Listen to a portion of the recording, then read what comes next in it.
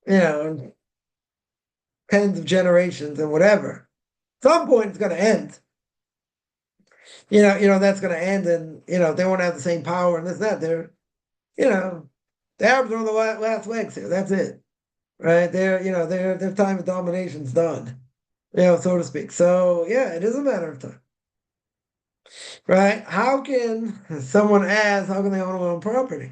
Or Jews can't own property, non-Jews, yeah, that's an issue, right? That's 100%, 100% is an issue. You're not allowed to sell land in Israel to non-Jews. That's a problem. That is a halachic problem, but you're not talking about, governments that uphold Jewish law. That is a halachic problem, but there are certain things where there'll never be a majority here, and even if they did have more numbers, they're not going to change the demography of the Jewish state and all that, because again, it's not democracy. Make no mistake, it's certainly not democracy, right? That is for sure. So that'll change, right? That eventually is going to change also. But the question becomes, how can non-Jews buy land in Israel? It's forbidden according to Jewish law. You're not allowed to sell them land. You can rent them land, right? You got to make sure that they don't buy up certain amounts of land or whatever. You don't want to have neighborhoods of non-Jews in Israel. Right? That's what they, according to the Torah, that's not what they want. That's not what God wants, right? But they let people in, they let them, buy land, who knows what. The problem, halachically, it's a problem, but you can't ask that question, right? You can't ask any of these questions because they don't hold by Torah. They don't hold by Jewish law. They do what they want, right? We see that clear as day. It is kind of ironic. Again, I'm not going to go into politics, but there was a statistic of how many people today in Israel draft dodgers, yeah, that are not reporting to the army, right? So they say it's 55% of everybody else and 45% of ultra-Orthodox Jews. Yeah. Now, of the 55% that are not Orthodox Jews, they're not getting prosecuted. They're not being hunted down and thrown in jail. They're not even looking for them. Yeah. So when you have a government, their goal is to fight against Torah. And that's been the goal since the beginning of the state. That is their ultimate goal. That is their ultimate goal. Right? You would never see anywhere in the world. I mean, maybe you would. Yeah, that would say people sitting and learning Torah is against the law. Like every country has divinity students. They don't go to war. They're exempt from taxes and certain things and whatever it may be. Every country except there. Except by Jews. That's insanity. In other words, you're going to persecute a Jew for learning Torah and say that a Jew learning Torah is doing nothing for the world, doing zero for the world, and persecuting Jews because they want to learn Torah. It's one thing to take their money, okay. That's a different issue. But to persecute them for learning Torah, it's unheard of. By Jews. I'm not talking about non-Jews. By Jews. If that's not like, a slap upside God's head, like, it's an unbelievable thing. It's a war. But the point is, 55% of the people they're not looking for. Not trying to find them, not trying to put them in jail. It's insanity. You say, oh, but you're the majority. Who cares we're the majority? We're not, first of all, we're not the majority. Yeah. Second of all, why aren't they looking for other people? Why is it hunting yeshiva students down? Why aren't they hunting down other people? In my book, right? Someone here says it doesn't have a constitution. Yeah, that's a problem. Supreme Court has a lot more power than it should ever have. That's also a problem. Yeah, they strike down everything that the Knesset says. That's a big problem. They're trying to fix. Yeah, it's okay. That's what it is. It's a mess. In a lot of ways. In a lot of ways. But think about it, right? Think about what goes on.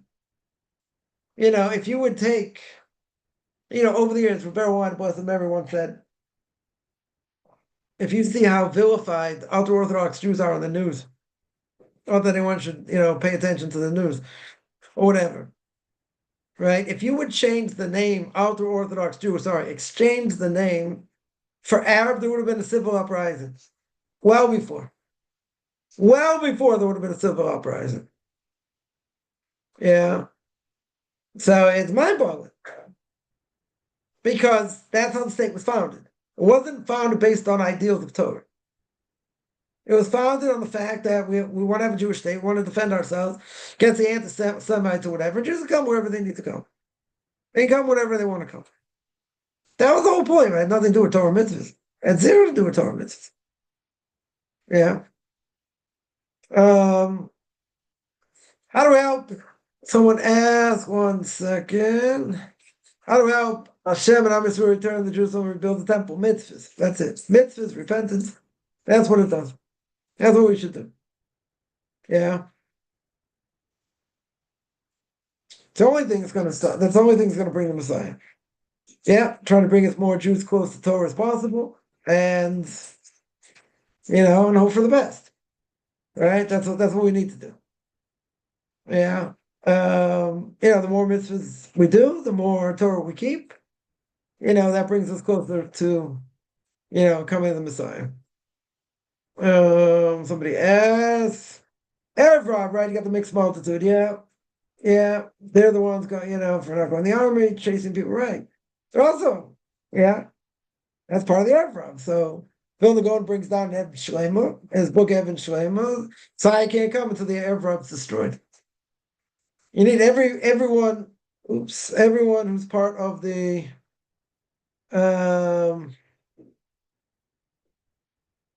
everyone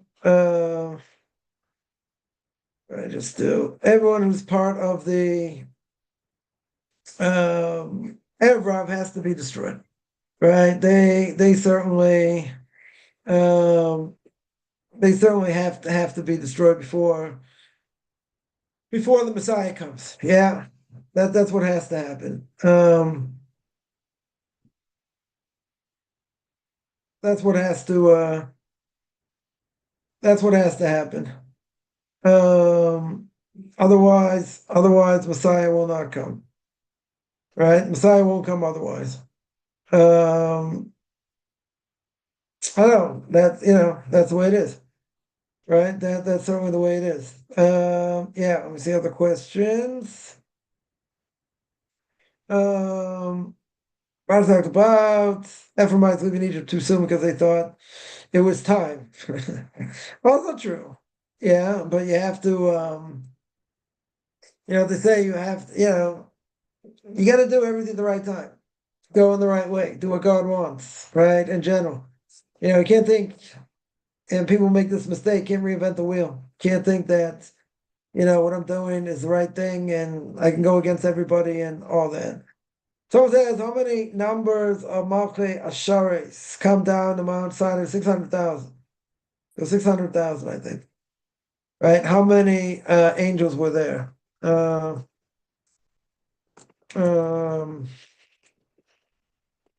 Right, I think there were 600,000. Could be wrong. 600,000, yeah. There were 600,000. Says on Tractate Shabbos 88b, 600,000 ministering angels descended to Mount Sinai. Yeah, 600,000. Right? So there were 600,000 altogether. Let me take some other questions here. Someone says, I want the Messiah to come. Think about it now. Very good. Is it proper? Let me see the question here. Is it the proper hashkafa, philosophical outlook, think about and long for the Messiah? Get an obligation every day. Jew has an obligation to think about it, right? Certainly every day. That is no question. But, is it the right thing to think about? Absolutely. Is it the only thing to think about? No. Not the only thing to think about, right? But it is one of the 13 principles of faith. right? I believe perfect faith to come in the Messiah, even if he tarries, right? Even if he delays, 100%. Right? If someone's going to long for the Messiah because one thing the Messiah will solve all this issue, that's a different problem. Right? You want the Messiah to come. The reason you want the Messiah to come is not because your bank account will be better, right? Or not because of other things. You want the Messiah to come because God should bring the Messiah, period. That's why you want him to come. It's an important thing. You should think about it a little bit every day, right? I wouldn't spend too much time thinking about it, but the main reason you're thinking about it is because you want the Messiah to come. You want the world to look different, not just because of your own personal issues. Well, the base of Mikdash will be a place of worship for the nations also, right? Whoever survives, whoever survives is part of the end of days, yeah. It'll be for them also. If they want to give sacrifices, they'd be allowed to, right? Just like when the temple existed before. So they'll also have a portion of that, whoever, whichever Noahide is going to survive. When the Messiah comes, there's no more Yetzirah. That's true. Right? That's why the evil inclination is on its last legs, 100%.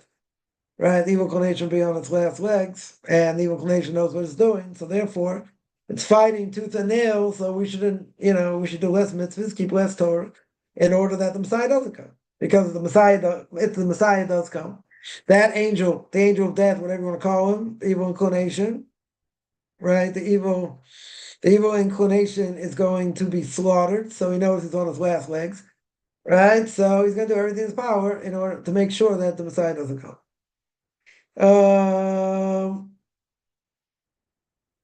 Someone here says sending Mashiach is about entire world, not personal. Yeah, we all have responsibility, right? We all have responsibility, but there is a mistake. There is a fundamental mistake where some people say, "Yeah, the Messiah comes, he's going to take care of all my needs. I won't have debts and this and that." Okay, but that's not the point.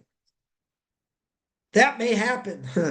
That for sure may happen, but that's not the point, right? That 100%. That 100% is not the point. The point is that we want the world to change. We want the world to be better. The only way for the world to be better is for the Messiah to come, right? That is, that's for sure.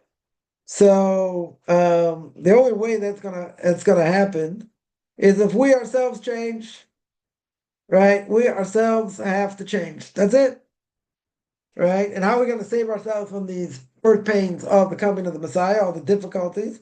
So the Gemara says, "Chesed, do an act of loving kindness and learning Torah." That's it. So that's what we have to do. We have to do more acts of loving kindness.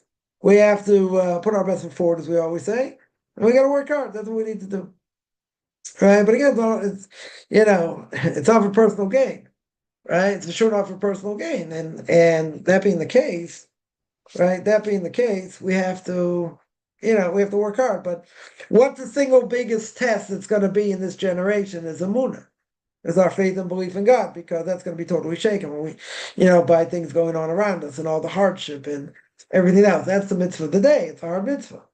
The hard mitzvah today, especially when we're getting beaten down in life, right? In general, but again, we say every day that one of the one of the 13 principles, I believe the Messiah is going to come, blah, blah, blah, right? So we say it every day, but you got to mean it. What does it mean? You live in a world where there is a Messiah, right? Where the world is totally changed. What that's going to mean is there is no evil inclination. And whoever survives, they're going to see clear as day what the Torah is, what mitzvahs are, and all that. And I mean, not going to be able to convert, right? At that point, I don't know how many of them will survive, but I would say in general that, it's going to be a different world, totally different world. It's going to be a world without an evil inclination, which is mind-boggling. No one's going to have an evil inclination. Yeah, someone asked, what is preventing us from disappearing into infinity once there's no Yetzirah? Who says we're going to disappear? I mean, the world's going to end after 6,000 years, as the Gemara says, but if you don't have a Yetzirah, you're fulfilling whatever God wants you to do, and then the world gets destroyed, and then you have resurrection of the dead. So that's a whole different thing, right? There's going to be a question when that all takes place and what the order is and whatever, but In general, in general, it's not going to go on for infinity, right? Not at that point. The world's only in existence for 6,000 years. Then you have like 1,000 years. I don't know. It sounds like we're going to be, floating around with wings and who knows what. And then after 1,000 years, the world gets recreated. Then there's resurrection of the dead. Right? The resurrection of the dead is a totally different thing. Right? That is a different thing. I was going out on Yom Kippur and the Holy of Holies is also above time and space, or he died. Why is it above time or space? It's not above time or space. Yeah, the Kohen Gadol had a certain time to be in the Holy of Holies. Yeah, be totally pure, whatever. He came out and made a big meal, big suda, because he came out totally, but it wasn't about time. It wasn't above time and place. It was within time, right? He had one specific day to do it, right? But again, all that's going to be moot anyway, because whenever the Messiah comes, you only have a couple hundred years before the year 6,000. So once you have a couple hundred years before that. And let's say the Messiah comes, very good.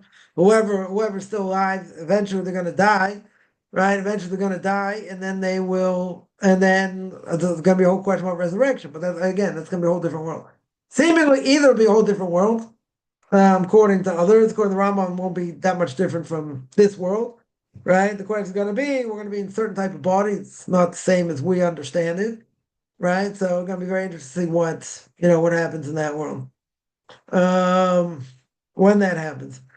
But the Beis Hamikdash will be a place of worship. I said yes. If we're getting beaten down every day, then we should be asking Hashem to show us what we need to do to change or strengthen also. Right? It's also true. Right? It's also very true. But it's very hard to see the light and see all that when you're getting beaten down alive. Right? That's also part of it. Right? That makes it harder to serve God because of that. And I speak about that a lot, and I've had a lot of people, say that's a major issue, right? They want to see the good, they want to understand the good, but it's kind of hard to want to see the good and do everything right, right? And do everything right where,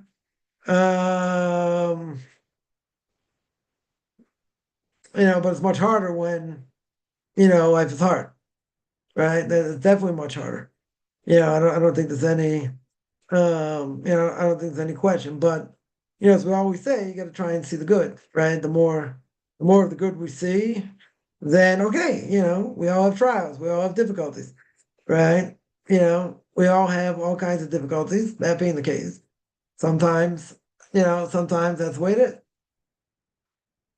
right? And part of what will get a person, through the day, through the weeks, or whatever, even in the darkness, will be the fact that they see good, right? And they see goodness, right? And they see the bigger picture, but it's not always so easy, right? It's definitely not always so easy, but that helps a lot, right? I'm not gonna say it's gonna, I wish it would.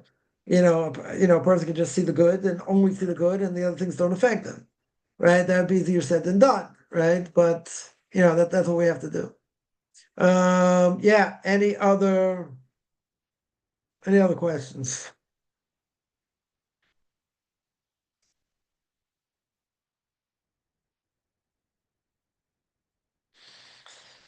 All right, to no question, I'm gonna sign out. As every Saturday, 2 o'clock Eastern time, 9 o'clock Israel time. And anyone has any questions, find me on Facebook at Michael Kaufman, Beyond Orthodox Conversion Judaism, OrthodoxConversion.com, Beyond Orthodox Conversion Judaism on YouTube. There I got videos, Q&As. I think it's my father, Google Vidikins. You want to send me an email, RabbiChaimKaufman@gmail.com, RBBIChaimCofman at gmail.com. Watch every good beginning of the day, middle of the day, and